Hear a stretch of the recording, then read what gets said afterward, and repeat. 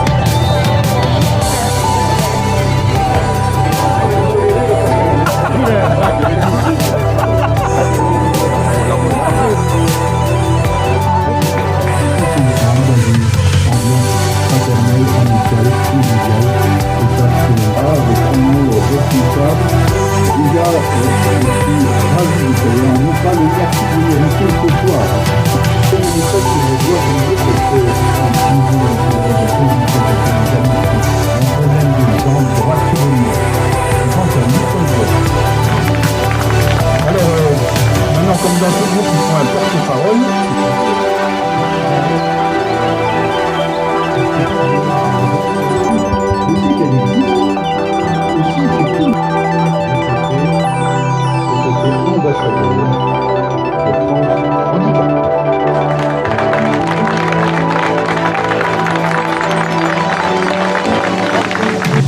Voilà. Monsieur Kiffer, on vous retrouve ici. Vous êtes président des Joëlettes. Alors c'est quoi cette association? Alors d'abord, c'est pas une association proprement dite, ce n'est qu'un sous-groupe de l'association des paralysés de France.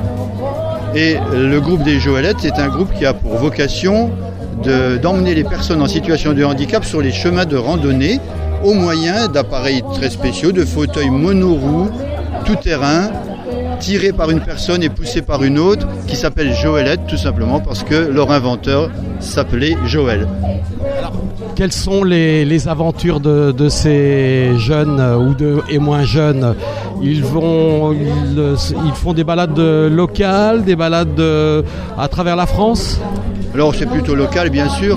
Alors, l'intérêt de ce groupe, qui existe d'ailleurs depuis 17 ans, c'est surtout de réunir les gens, de les sortir de leur solitude et de leur proposer des moments de convivialité, des moments de chaleur humaine. C'est surtout ça l'important.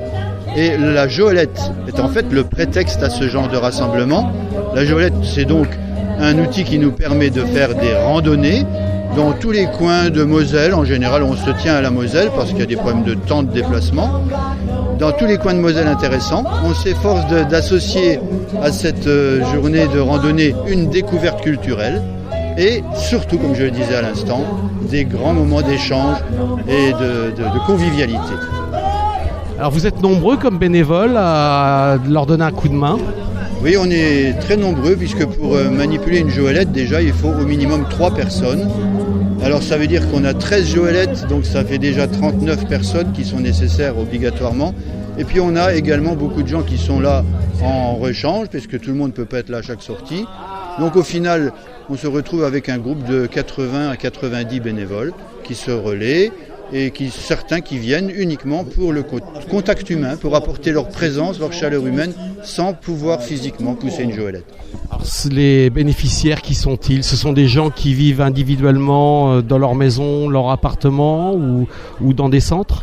Il y a les deux, mais la plupart sont des gens qui vivent individuellement, mais souvent seuls, et ça c'est le gros problème dans le monde du handicap, souvent la solitude.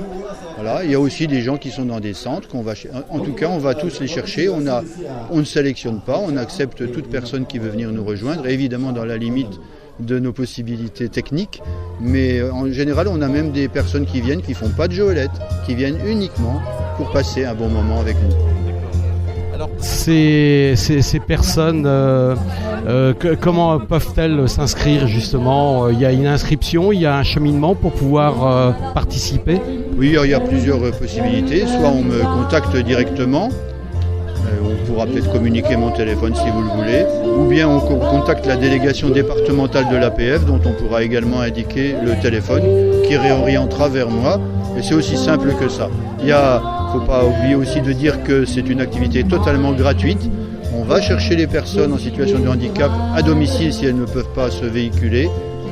On les ramène chez elles le soir et les sorties sont totalement gratuites.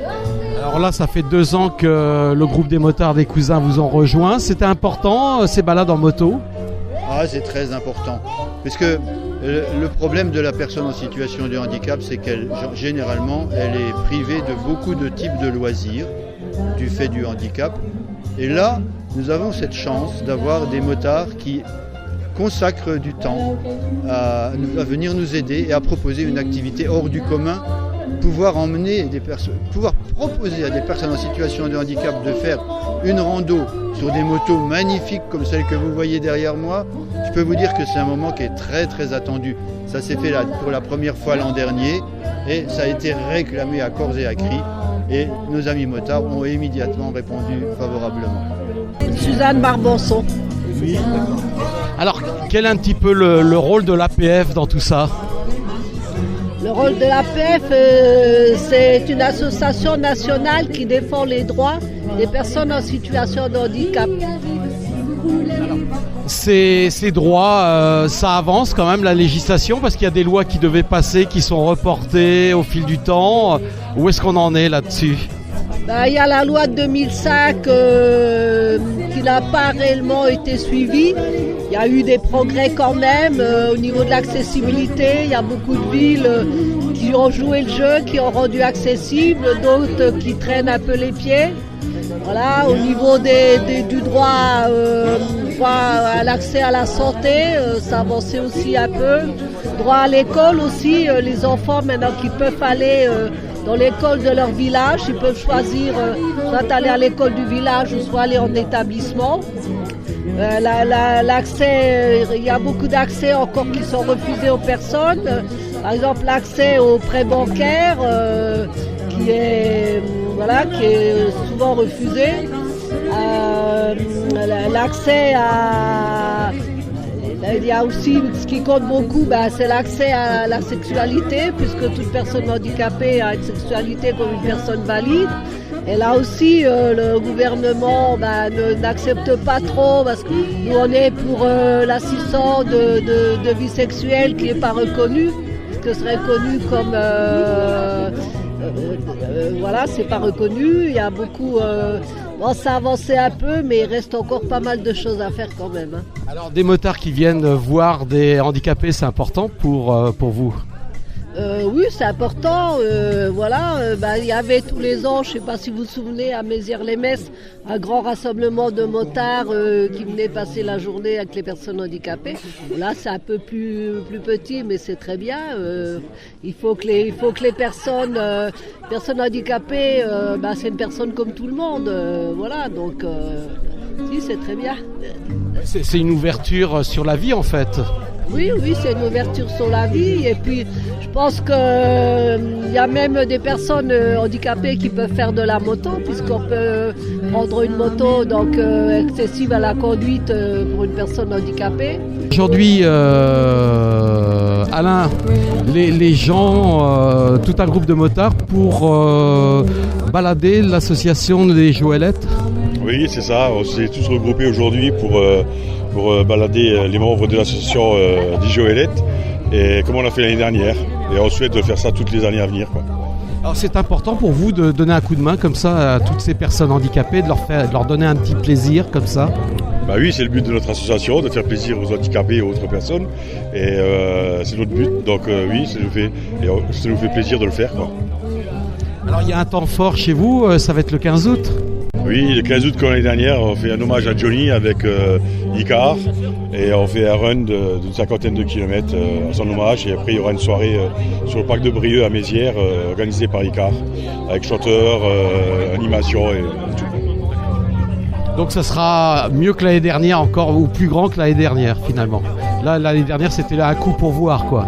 Ouais, l'année dernière c'était un coup pour voir. Normalement cette année on a beaucoup de retours, et oui, ça, je pense que ce sera un truc grandiose cette année. Ça sera magnifique. Et on a fait un run de 50 km, on part de la base de Moineville près d'Atrize, et puis on revient sur Mézières. Donc ce sera pas mal, quoi. Et aussi des animations autour de Johnny Hallyday bien sûr.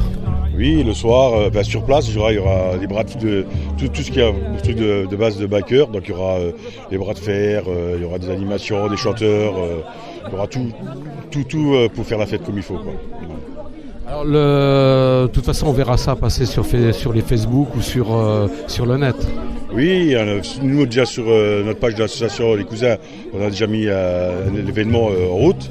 Et Icar va mettre aussi pas mal d'affichage et tout ça, énergie, sur les radios, peut-être télévision aussi locale, tout ça. Voilà.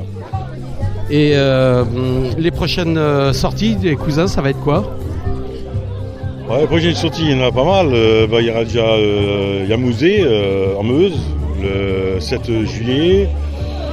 6 juillet, on fait sur Ayange aussi, avec les Déjantés.